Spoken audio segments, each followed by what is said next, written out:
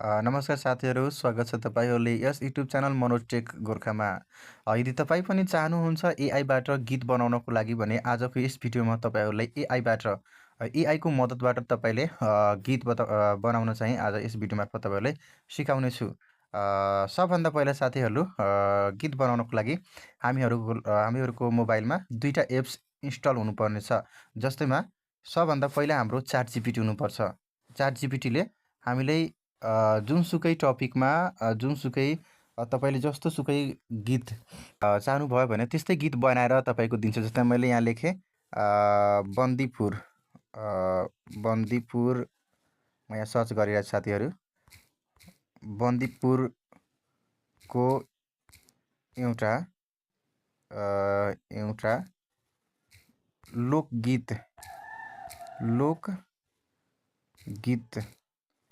बनाइदिनुस्। मैले ChatGPTमा सर्च गरेँ।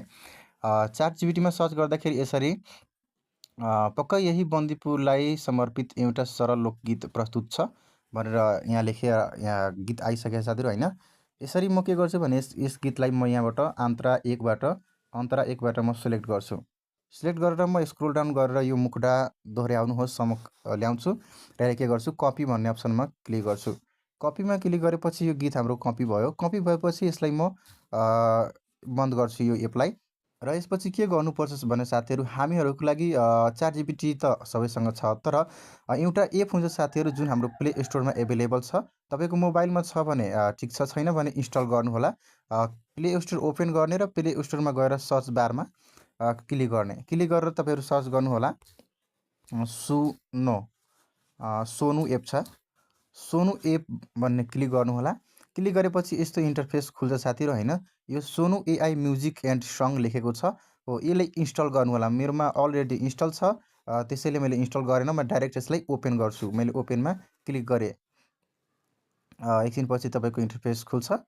तपाईँहरूको मोबाइलमा पनि यस्तो इन्टरफेस खुलेर आउँछ भने क्रिएट अ फ्री अकाउन्टमा क्लिक गर्नुहोला। एउटा हामीले अकाउन्ट बनाउनु पर्छ साथीहरू।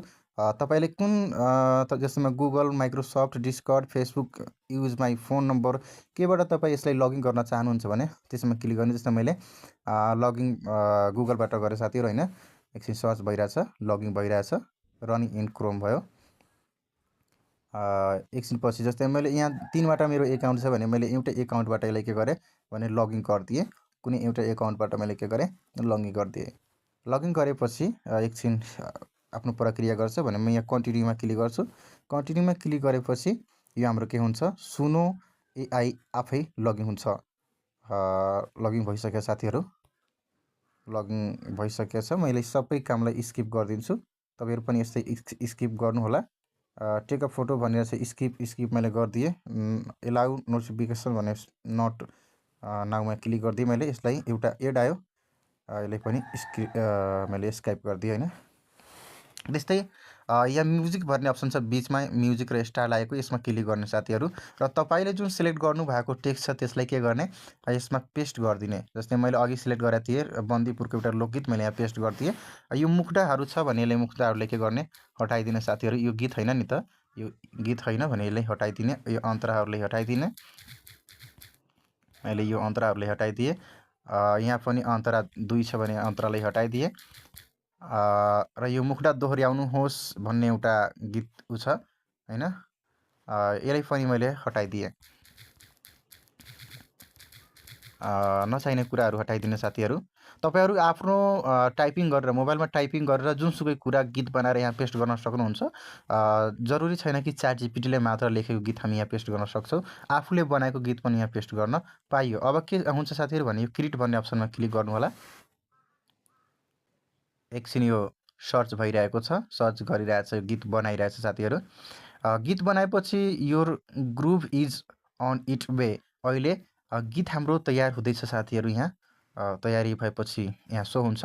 यसमा तपाईँको 2टा किसिमको हुन्छ साथीहरू गीतहरू। जस्तैमा एउटा तपाईँको पर्चेज गर्नुपर्ने हुन्छ र एउटा नन पर्चेज हुन्छ। एउटा फ्रीमा तपाईँ डाउनलोड गर्न सक्नुहुन्छ, एउटा डाउनलोड गर्नको लागि तपाईँले पेमेन्ट गर्नुपर्छ, पैसा तिर्नुपर्छ। जस्तैमा यो लेखेको छ नि साथीहरू यहाँ अपग्रेडेड फर फुल एक्सेस भन्ने, यो चाहिँ त्यहाँ लक लागेको छ भने यसलाई हामीले किन्नुपर्छ। र यो बाँकी 2टा माथिको चाहिँ किन्नु पर्दैन। जस्तै मैले माथिको यो एउटा प्ले गरेँ साथीहरू। मैले प्ले गरेँ एउटा गीत सुन्नुहोला। गीत